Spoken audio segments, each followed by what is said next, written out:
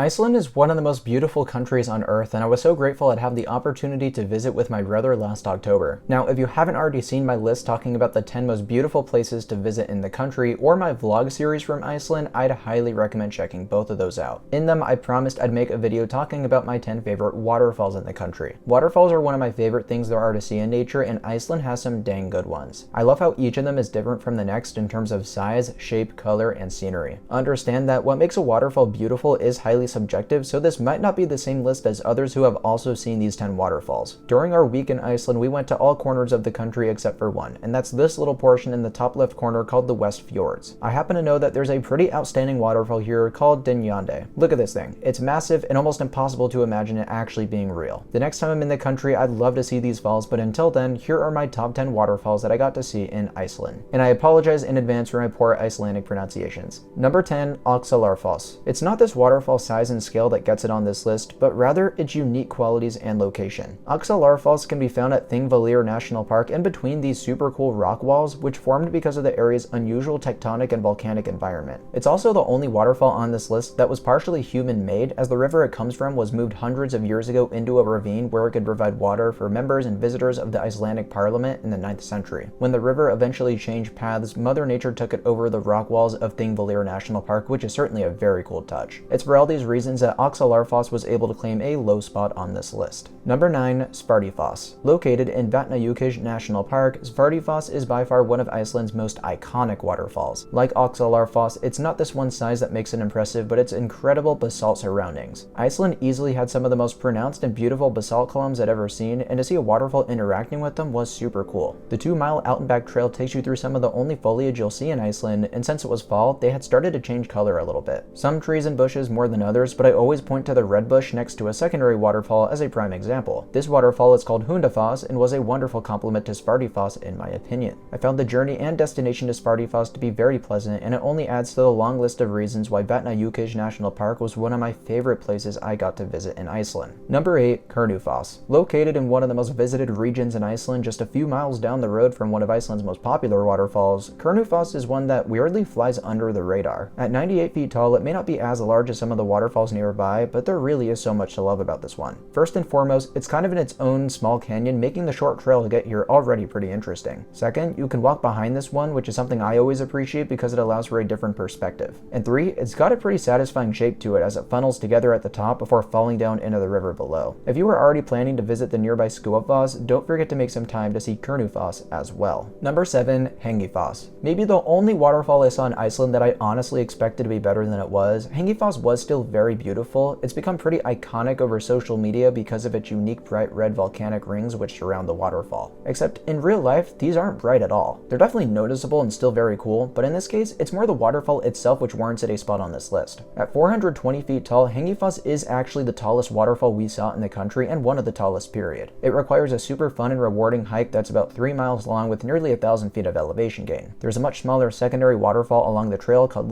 Foss, which features more of these really cool basalt formations. Overall, the hike and payoff to Hengifoss is great, even if I may have expected a little more. But that's on me for trusting content creators who oversaturate the hell out of every photo they get. Number 6, Gudafoss. A waterfall that we tacked onto our itinerary at the very last second, Gudafoss was absolutely worth the stop. It may not be very tall at just 39 feet, but it is extremely wide and has incredible color content. I also like its horseshoe shape that reminds me a lot of a miniature Niagara Falls. The short trail to get here passes over the unbelievably turquoise water and past a secondary smaller waterfall called Gudafoss. I think this waterfall proves that size isn't everything. The fact that I enjoyed these relatively small falls over the absolutely massive Hengifoss says a thing or two about my preferences in nature. Gudafoss was just a very pleasant spot, and sometimes that's all I'm looking for. Number 5, Cellulance Falls. Arguably the most famous waterfall in the country, and certainly one of the most photographed considering the fact that I've seen it on computer login screens, Cellulance Falls deserves its fame. It stands 197 feet tall and allows visitors to walk all around it and even behind it too. At one point we were able to watch sunset through the flow of the falls, which was absolutely incredible. There's no hike to get to this one, but there is a trail that continues to a few smaller waterfalls, and I definitely recommend you take it because eventually you'll reach Gudafoss. I was seriously contemplating giving this waterfall its own ranking since it's just so cool. These nearly hidden falls are tucked away in this narrow canyon, and the only way to really reach it is by getting your feet wet. When you get to the base, it looks like you're in a cave with a waterfall flowing inside. It's awesome. This was a great complement to the bigger Cellulance Falls and only solidifies my recommendation to this beautiful spot. Number 4, Schoolofos. Schoolofos. Another one of Iceland's most famous and beautiful waterfalls, Schoolofos is absolutely spectacular. Standing 200 feet tall and forming a curtain-like shape, this is one of the most picturesque sights in the country by far. It flows on a black sand, which is pretty cool, but it makes sense given your close proximity to the coast. Something really cool about Schoolofos that not every waterfall has is a stairway alongside it that allows you to get right on top of the falls. Other than that, there's not much more to say about Schoolofos, especially since this one's ranking is pretty self-explanatory. I mean, look at this thing. Number 3, Gudafoss. Possibly my favorite spot along the Golden Circle, Gudafoss was no doubt one of my favorite waterfalls in the country. While I also believe this one is quite self-explanatory, I'll gladly list off the things I liked about it. The waterfall is split into 2 tiers, the upper layer measuring 36 feet tall and the lower layer measuring 69 feet tall for a total of 105 feet. Where Gudafoss lacks in sheer height, it makes up for it in width and flow volume. Rather than a waterfall, I think you could call this thing a riverfall because of how wide it is. And sure enough, that results in a high volume of water per second, which flows off the top of both layers, but particularly the bottom layer, as that's more of a steep drop-off. This is one of those must-visit sites in Iceland, and I wouldn't blame anyone if this were their favorite waterfall in the country. Number 2, Sikoldulukish Canyon. Otherwise known as the Valley of Tears, I went back and forth whether or not I wanted to include this in the list. Because this isn't one waterfall, it's a bunch of them. If anything, I decided to do it because it gave me another excuse to talk about this off-the-beaten-path location. It was our first time in the Icelandic highlands requiring a rough, non-paved gravel road to get to it. Then there was about a mile hike to the top of this insane one-of-a-kind canyon. The Valley of Tears is unlike anything I've ever seen, with its dozens of streams flowing off the side into a silky smooth river. I really enjoyed how interactive this spot was too, because you could climb down onto this middle layer and be right on top of a few of the waterfalls. Here, I got this shot that really communicates how different each of the canyon walls were from one another, almost creating a heaven and hell type appearance.